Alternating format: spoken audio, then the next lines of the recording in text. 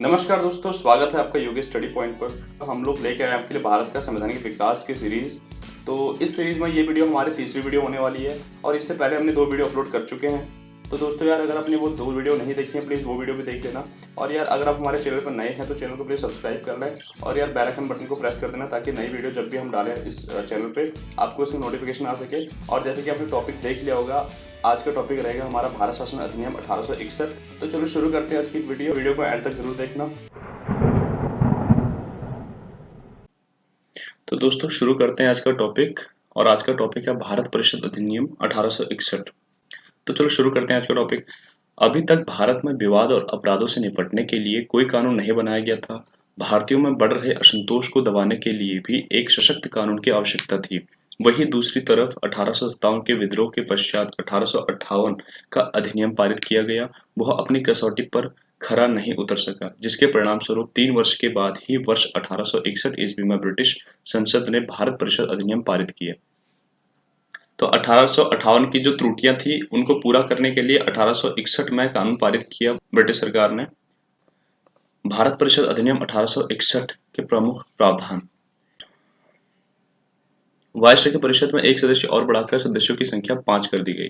5वां सदस्य विधि विशेषज्ञ होगा, यानी कि इससे पहले 4 सदस्य थे। जो चौथा सदस्य था वो विधिक सदस्य था, और अब सदस्यों की संख्या 5 कर दी गई, और जो 5वां सदस्य होगा वो विधि विशेषज्ञ होगा। कानून निर्माण हेतु वायसराय की परिषद में कम से कम 6 और अधिकतम 12 अतिरिक्त सदस्यों की नियुक्ति का अधिकार वायसराय को प्रदान किया गया। इन सदस्यों का कार्यकाल 2 वर्ष का होता था। तीसरा प्रावधान बहुत ज्यादा इंपॉर्टेंट है हमारे लिए, जिसमें जो विधि निर्माण की प्रक्रिया में भारतीयों को जोड़ने की पहल की गई। अधिनियम में कहा गया कि वायसराय अपनी परिषद में कुछ भारतीयों को गैर सरकारी सदस्य के रूप में नामित करेगा। 1862 में तत्कालीन वायसराय कैनिंग ने बनारस के राजा, पटियाला के महाराजा और सर दिनकर राव को विधान परिषद में स्थान दिया। 1861 का चौथा प्रावधान। बंबई और मद्रास प्रांतों को विधि निर्माण और उनमें संशोधन का अधिकार प्रदान किया गया, लेकिन उनके द्वारा बनाए गए कानून तभी वैध माने जाते थे जब उन्हें वायसराय वैध ठहराता था। यानी कि जो बंबई मद्रास है, पहले कानून बनाने की जो प्रक्रिया थी वो सिर्फ और सिर्फ बंगाल से संचालित की जाती थी।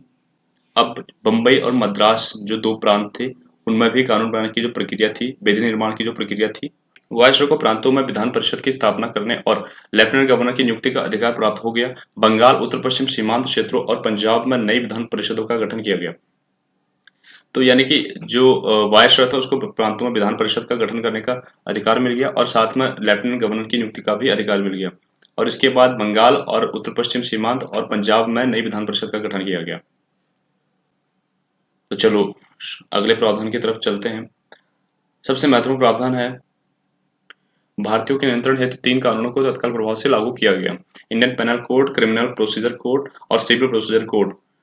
इन 3 जो कानून थे इनको लागू किया गया, और इनको लागू करने का मेन जो कारण था वो यह था, जो भारत की जो जनता थी उसमें असंतोष लगातार उमड़ता जा रहा था और साथ में नए अपराध जन्म ले रहे थे, इसलिए इन कानूनों को तत्काल प्रभाव से लागू किया गया।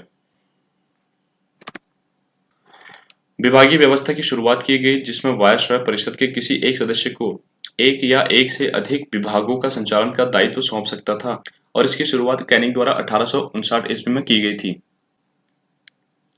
वायसराय को परिषद के सदस्यों की सहमति के बिना अध्यादेश पारित करने की शक्ति प्रदान की गई, जिसकी अवधि 6 महीने होती थी। यानी कि जो वायसराय था उसको जो परिषद के सदस्य थे उनकी सहमति के बिना भी अध्यादेश जारी करने का अधिकार प्राप्त हो गया था, और ये अभी भी भारत के संविधान में 123 123 आर्टिकल में है। वायसराय को बजट प्रस्तुत करने का अधिकार दिया गया, यानी कि इससे पहले वायसराय को बजट प्रस्तुत करने का अधिकार नहीं था, अब वायसराय को बजट प्रस्तुत करने का अधिकार भी दे दिया गया। भारत परिषद अधिनियम 1861 के महत्व। वायसराय को अपनी परिषद में भारतीय जनता के प्रतिनिधियों को नामित करके उन्हें विधायी कार्य से संबद्ध करने का अधिकार प्रदान किया गया, और उसके साथ में वायसराय की परिषद की विधायी शक्तियों का विकेंद्रीकरण कर दिया गया। बंगाल के अतिरिक्त बंबई और मद्रास को भी जो कानून बनाने की प्रक्रिया थी वो सौंप दी गई, परंतु वो कानून तभी मान्य होंगे जब वायसरॉय उन कानूनों को वैध ठहराएगा। तो दोस्तों चलो थोड़ा बात कर लेते हैं कैनिंग के बारे में। इनका कार्यकाल 1856 से 1862 तक रहा और ये प्रथम वायसरॉय और अंतिम गवर्नर जनरल भी रहे। कैनिंग ने भारत में क्या कार्य करवाए उन पर भी थोड़ा हम बात कर लेते हैं। तो इनके जो प्रमुख कार्य थे उनमें से पहला कार्य था भारत में इकोनॉमिक रिफॉर्म के लिए ब्रिटिश अर्थशास्त्री विल्सन को भारत बुलाया। जो दूसरा प्रमुख कार्य है वो इंडियन हाई कोर्ट एक्ट 1861 द्वारा बम्बई, कोलकाता और मद्रास में एक उच्च न्यायालय की स्थापना की। तीसरा इनका कार्य है जो सबसे महत्वपूर्ण है, 1860 ईस्वी में नील विद्रोह हुआ था जिसकी जांच के लिए एक आयोग गठित किया गया।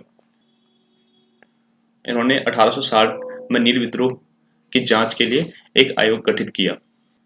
तो दोस्तों आज की वीडियो में इतना ही था और हमारी नेक्स्ट वीडियो आएगी वेडनेसडे को। तो यार दोस्तों चैनल को सब्सक्राइब करो। अगर आपको वीडियो अच्छी लगी तो प्लीज़ लाइक, शेयर और कमेंट करो।